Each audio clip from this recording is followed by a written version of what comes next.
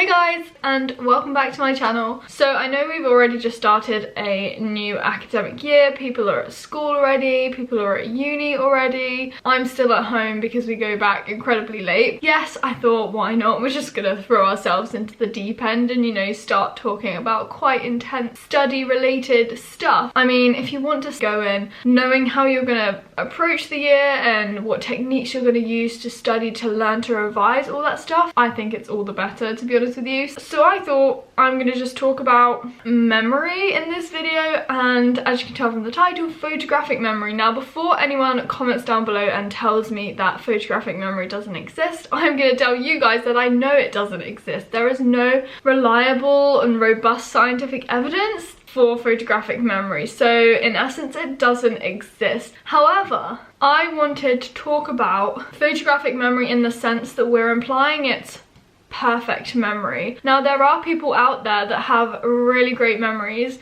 and I just thought it would be quite interesting to talk a bit about the science behind memory, because I did neurobiology last year and I found it incredibly interesting. And then I just wanted to talk about my experiences with memory, like how good is my memory, how do I try and learn things, and how do I improve my memory. And then a main part of this video is going to be about how I maximize remembering information through note-taking, them plain paper notes that Holly loves. And as someone who is going into my final year, and I'm probably going to go on to do another degree, she says, as writing another personal statement for the second time. We'll talk about that in another video, but anyway, so I really do work to make my note-taking and my revision as good as possible so that I can learn information in the best way as possible, to just allow myself to achieve not photographic memory, but something as close to that as possible.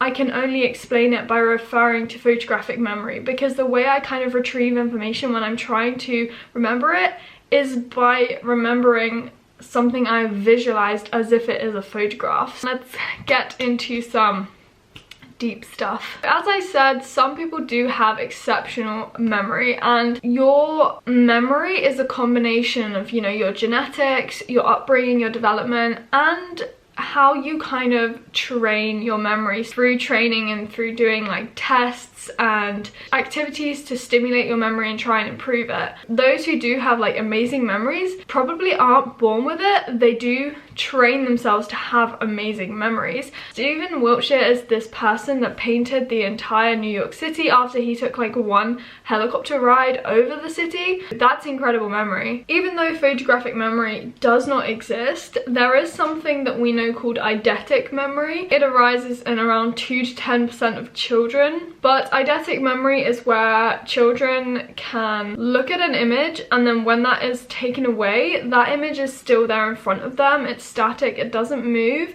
out there. It's not as if it's stored in their brain. They can see it projected in front of them, and they can describe it, not in 100% accuracy, but they can tell them what they see, and they will talk about this image in the present tense as if it is still there. But it does eventually fade and they don't store it, so it's not perfect photographic memory. It disappears in adulthood, and they think that's because children develop language and all these other complex neurological higher functions in the brain, and it just interferes with this eidetic memory. If you have done psychology or you've done neurobiology, then you will know about memory. However, if you haven't, I'm sure that most people will know that we have short-term memory, long-term memory. Memory is this higher function of the brain, and it's inevitable that many parts of the brain are involved, because this idea of one part of the brain being involved in one thing, yes, we still allude to that, but it's becoming more known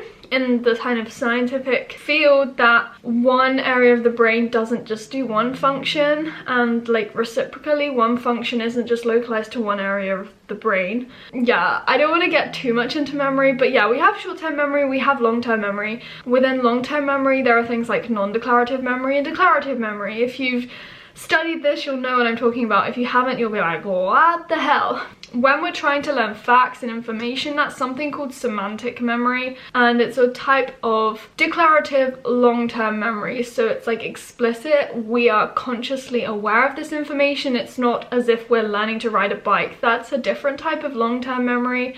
It's non-declarative, so it's like not available for conscious kind of awareness. We just do it naturally. We have like episodic memory, where we learn about experiences and episodes in our life, and we kind of think that is done in a part of the brain called the hippocampus, this medial temporal lobe memory system. And there are lots of debates in the scientific world about this stuff. Without getting into too much detail and without confusing you, that's just a tiny bit about the science of memory. It's so cool. If you find what I've said too interesting and you would like me to talk more about sciencey things in videos, then please like tell me and like this video. But memory, it's really cool. So now moving away from like the science of memory, I wanted to talk about my experiences with memory and just more anecdotal stuff. I'm not sitting here and telling you this is fact. I'm talking about what I do and about my memories. My memory is good. I wouldn't say it's like exceptional, and I would not say I am a genius when it comes to remembering things, but I do know that I am quite good at remembering things, and I retrieve information in a very visual way. On the other hand though, if somebody tells me something, if somebody just tells me their phone number, I won't remember that. If somebody tells me their name, I won't remember that, and that's quite common with most people, you know. I do remember names if I just focus on remembering a name, but if I'm not really focusing and I'm not attending to it that well, then it will just go in one ear and out the other, as people say. If you're sitting there and you're thinking, my memory is awful, Holly, how am I gonna ever learn a lot of information for exams? You can improve your memory, and there are lots of ways that you can do that. I'm not necessarily going to sit here and talk to you about those in this video. However, I wanted to talk about note-taking and why it's so important to me, and why I think it can be so important to you guys as well if you find a great way that works for you. With learning information, whether you're at school or university or college, or you're just in the workplace and you want to learn something, the aim is to, yes, store it in long-term memory so that you can retain that information for a long time. Obviously, when studying, I do that by taking notes. Here are some of my notes that I took last year. As I said at the start, and as I was trying to explain, I remember things as if it is a photograph, and the only way I can therefore describe my memory is as if it's a photographic memory. I take my notes, yes, as you guys know, on plain paper. I find that lines are a distraction when I'm trying to store it in my memory and then retrieve it, and plain paper works so much better. When I realized this, it was such a revelation. So when I was in an exam and I had to, you know, remember the stuff in that exam, in that moment, I was looking at the question paper, I was looking at the question, and the question stimulated the fact that I had to, you know, take my mind back to making those notes and visualizing those notes. So once I'd made these, because it's on plain paper, I'd look at this when I was learning it and revising it, which I'm just going to touch on in a sec. But in the exam, I would sit there and in my mind, I would be able to, in my head, see a picture of these notes. I could see exactly where things were written, where my diagrams were, what color it was, and then I could retrieve the information. The trouble is, I can't then zoom in on what I've written, so I can't repeat exactly what I've written. It's blurry, it's not in focus, but I could locate it on the piece of paper. I could be like, I wrote the answer to this question on my sheet there, I know it's there. And then I'd be able to think and get the answer. Yes, I was obviously using other parts of my brain or other types of memory to retrieve that. It wasn't just all visual, but I knew exactly where that answer was or where I'd written it down in my notes. I know I haven't been staring at the camera, but that's because I'm like thinking inside my head, and that's what happens to me in an exam. I can see my notes. I don't know if any of that made sense, but that is how my brain works, and that is how I try and remember things and I retrieve information. So then you're gonna be like, so how do you get it to the point where you have this image of your notes in your head? Do I just look at it once and it's in there? This is one example of my notes, okay? It's different colors. I've got black, I've got blue, green, and sometimes red. If you've watched my note-taking video, you will know. Again, it's all to do with trying to optimize storage in my memory, and that is what works for me. Once I've made sort of notes, I do remember them fairly well. I do remember, like, okay, I wrote this here, I wrote about this experiment here, I drew a diagram. I can tell you that without having it in front of me. However, that's not good enough for exam purposes. So when I'm revising, what I'd often do is I go through and I'm reading back my notes, underline things, circle things. I mean, on a lot of my notes, I've got things circled really quickly in pencil because I'm like, that's really important, I needed to circle that. I will add little extra things. I might add it in a red color because that stands out for me. So for me, it's a case of going through and, you know, reading it but circling it and then summarizing things. Maybe I will make extra summary sheets that just help to condense the information and summarize the information further. Also, those are quite passive methods of trying to learn things. I then have to test myself on it. I then have to either do questions or ask, cover over the sheet, think about the sheet of paper, go through it in my head. Often if I'd go on a walk or I'd go on a run, I'd be running through this piece of paper in my head. If I've learnt something very well, then I could go through and literally talk through my whole lecture series in my head, and I know when I've missed something out. I'm like, there's something missing there, Holly, you got to go back, and I will think so hard until I remember it. I know my notes really well. That's the only way to summarize it, and I can only describe it as being photographic, even though it's not in focus. I can't see every detail in my head, but I know the basic layout, but then I've learnt it well enough so that I can retrieve that information. It's so hard to explain. So with the plain paper thing, I love it because I have no lines for distraction and I can lay it out how I want to, and because all of my notes are slightly different in some way, that makes them unique and that makes it easier for me to remember. Yes, there's so many that are different, but they have to be different for me. If they were all the same, it would make it so much harder. If you've watched my note-taking video, you might want to watch that because you might be a bit confused. But I wanted to answer some of the questions about when I kind of take my notes, and people were asking how long do they take me. Last year I realized, yes, that plain paper was the best thing for me, and I would make notes whenever I had time, really, because my kind of revision timeline, as I often refer to it as, is an ongoing process, and I have to keep on top of it if I am to, you know, perfect this way of studying and learning and revising. If I wanted to do it really quickly, I can make notes incredibly fast. They're not neat at all. I can also do it really quickly on the computer, but that's not as easy for me to remember and do the whole memory retrieval thing as I've just talked about. Then I can make notes that take me quite a bit longer if I want to spend a lot of time on them and make them quite neat.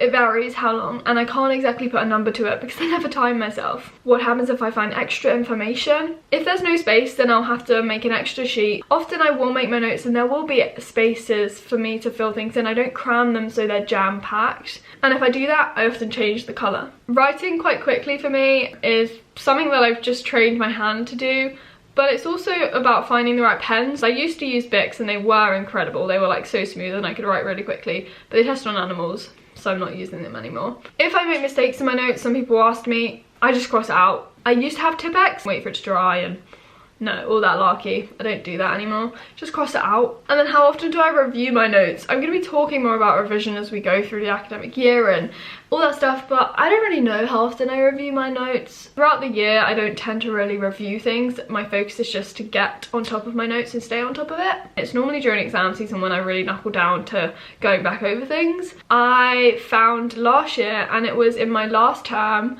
when it was exam season and time was a big constraint, I found myself making lecture notes on plain paper. No, I hadn't done this yet because I was making all my revision notes on plain paper, but I hadn't made lecture notes on plain paper yet. I was still either using the notes we'd been given or I was writing on lined paper. But in my last term, I did start to use plain paper, and that meant that I was essentially starting my revision notes in the lecture. I could then go back to those lecture notes and fill in everything extra, like use the handout, use the slides, find out a bit more through reading some papers or researching online. They are a bit messier, but they still follow the same note-taking method that I use. It was so much quicker. I already had the template ready after the lecture. I just had to go back and fill things in. I was then able to make the connection of remembering things by being like, oh, okay, I took those notes in that lecture, I took my mind back and I saw the notes, and it worked so well. Next year, I'm going to go into lectures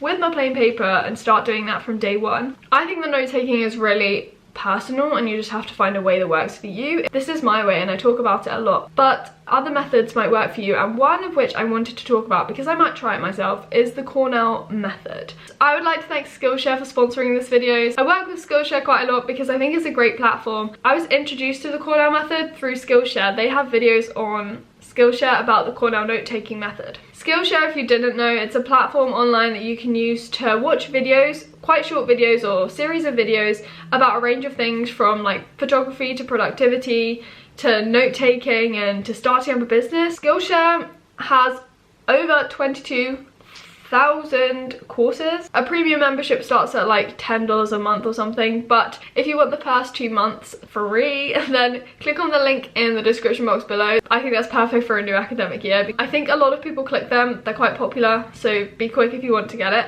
Yes, the Cornell note-taking method is essentially where you divide your page into 4 kind of sections. I found a scrap piece of paper, and this is the very basics of the Cornell note-taking method, or what I know. Let me just divide this up.